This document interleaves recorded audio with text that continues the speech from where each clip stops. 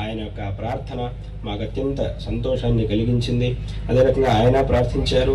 అదే రకంగా ఇక్కడ శాసనసభ్యులైనటువంటి వెంకటకృష్ణారెడ్డి గారు, ప్రభాకర్ రెడ్డి గారు, ఇక్కడ ఎంపీ గారు అందరి యొక్క సమష్టి ప్రార్థన, అందరూ కూడా విశేషంగా ప్రార్థన చేసి ఈ సందర్భంలో ఇక్కడికి రావాలి అని అన్నారు. తద్వారా మీ అందరి యొక్క ప్రార్థన మాకు అత్యంత సంతోషాన్ని కలిగించింది. తద్వారా ఇవాటి రోజున ఇక్కడికి వచ్చాం. ఇక్కడ దేవస్థానంలో శంకుస్థాపనని చేశాం. భగవత్ సన్నిధిలో ఈ కార్యములన్నీ కూడా ఏ విధమైనటువంటి ఆటంకములు లేకుండా అత్యంత శీఘ్రంగా అత్యంత ఉత్తమమైనటువంటి రీతిలో ఈ కార్యక్రమాలన్నీ కూడా జరగాలి అని భగవత్ సన్నిధిలో ప్రార్థించాం.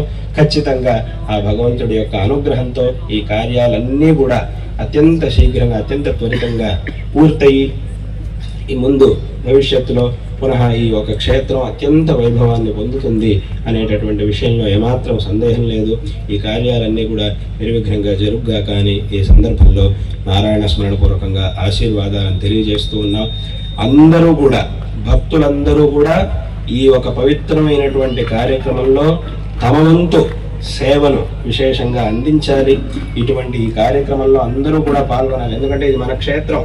ఇందాక ఆరంభంలో చెప్పినట్టుగా ఆ భగవంతుడు మనల్ని అనుగ్రహించడానికి ఇటువంటి క్షేత్రాల్లో విరాజమానుడై ఉన్నాడు. కాబట్టి అందరికీ కూడా నేను అన్ని చోట్ల చెప్తూ ఉంటాను, అందరికీ కూడా ఒక ఆత్మాభిమానం, ఒక స్వాభిమానం అనేది ఉండాలి. విశేషంగా ఇది మన క్షేత్రం, ఇది మన ధర్మం, మనల్ని అనుగ్రహించేటటువంటి భగవంతుడు. కాబట్టి దీనికి మన ద్వారా ఏం సాధ్యమవుతుందో తప్పకుండా ఆ సేవను మనం భగవంతుడికి చెయ్యాలి అనేటటువంటి సంకల్పం ప్రతి ఒక్క మనిషికి ఉండాలి, ప్రతి భక్తుడికి ఉండాలి. కాబట్టి విశేషంగా అందరూ కూడా ఈ ఒక పవిత్రమైనటువంటి కార్యక్రమంలో పాల్గొని భగవంతుడి యొక్క అనుగ్రహానికి పాత్రుడు కావాలి అనేటటువంటి విషయాన్ని కూడా ఈ సందర్భంలో తెలియజేస్తూ అందరికీ కూడా ఈ సందర్భంలో నారాయణ స్మరణ పూర్వకంగా ఆశీర్వాదాలను తెలియజేస్తూ ఉన్నాం.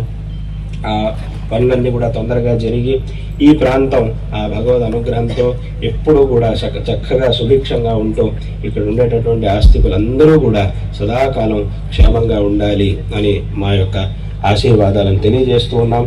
విశేషంగా ఈ దేవస్థానం నిర్మాణ కార్యానికి కూడా మేము ఈ సందర్భంలో ఈ శృంగేరి శారదా పీఠం నుంచి ఈ శారదా ప్రసాదాన్ని విశేషంగా ఈ క్షేత్రం కోసమై దీనికి శారదా ప్రసాద రూపంగా ఈ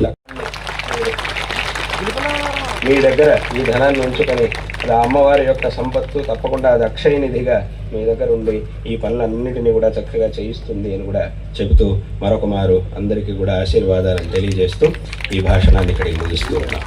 హర నమః పార్వతీపతయే హర హర మహాదేవ. జగద్గురు శంకరాచార్య స్వామి వారికి, శృంగేరి జగద్గురు శ్రీ శ్రీ భారతీ తీర్థ మహాస్వామి వారికి.